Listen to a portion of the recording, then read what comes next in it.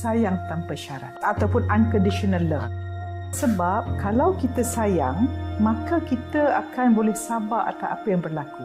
Sayang tanpa syarat itu pertama, sayang pada diri kita tanpa syarat. Pasal kita pun banyak salah, tetapi banyak orang dia tak boleh percaya pasal dia duduk menyesal yang lalu.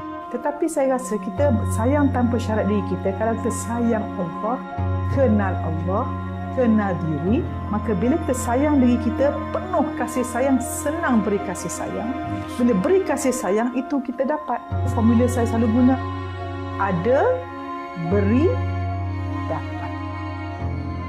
Ada sayang, beri sayang, dapat sayang.